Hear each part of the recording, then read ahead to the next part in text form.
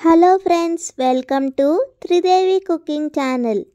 ఇంట్లోనే చాలా ఈజీగా మరియు ఎంతో రుచికరంగా ఉండే హోటల్ స్టైల్ సాంబార్ రైస్ ఎలా చేయాలో చూసేద్దామండి. కుక్కర్లో 1 కప్పు బియ్యాన్ని వేసుకోండి, 1 కప్పు కందిపప్పును వేసుకోండి, 1 కప్పు పెసరపప్పును వేసుకోండి. కొద్దిగా నీళ్లను కూడా వేసుకుని కుక్కర్ మూత పెట్టుకుని 3 విజిల్స్ వరకు రానివ్వండి.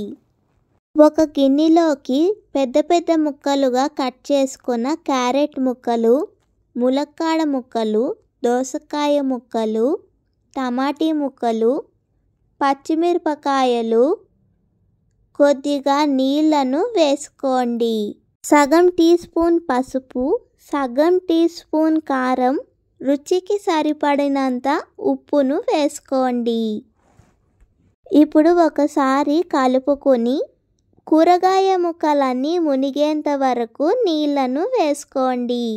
ఒకసారి కూరగాయ ముక్కలను బాగా కలుపుకోండి.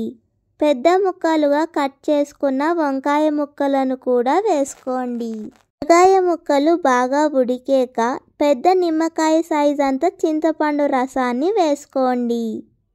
చింతపండు రసం కూడా బాగా కలిసేలాగా కలుపుకోండి.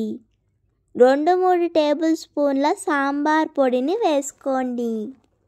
సాంబార్ పొడిని కూడా బాగా కలిసేలాగా కలుపుకోండి.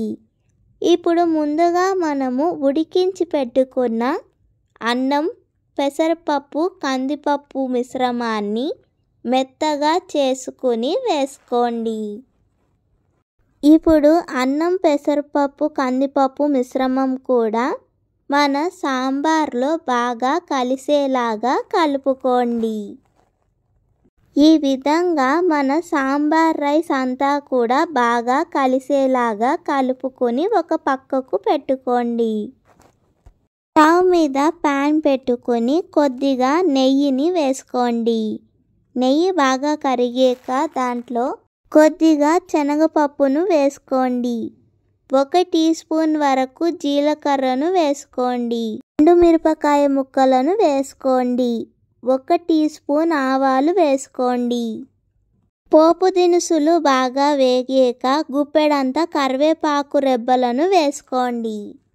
కరివేపాకు బాగా వేగాక 1 టీ స్పూన్ వరకు ఇంగువ పొడిని వేసుకోండి. ఇంగువ వేయడం వల్ల మంచి సువాసన వస్తుందండి. ఇంగువను కూడా ఒకసారి బాగా పోపులో కలిసేలాగా కలుపుకోండి. ఇప్పుడు మన సాంబార్ రైస్లోకి ఈ పోపును వేసుకోండి. అంతే అండి, ఇంట్లోనే హోటల్ స్టైల్ సాంబార్ రైస్ తయారైపోయిందండి. మీకు ఈ రెసిపీ కనుక నచ్చితే లైక్ చేయండి, షేర్ చేయండి మరియు త్రిదేవి కుకింగ్ ఛానల్ని సబ్స్క్రైబ్ చేసుకోండి. మీలో ఎంతమందికి సాంబార్ రైస్ ఫేవరెట్ రెసిపీనో లైక్ చేయండి.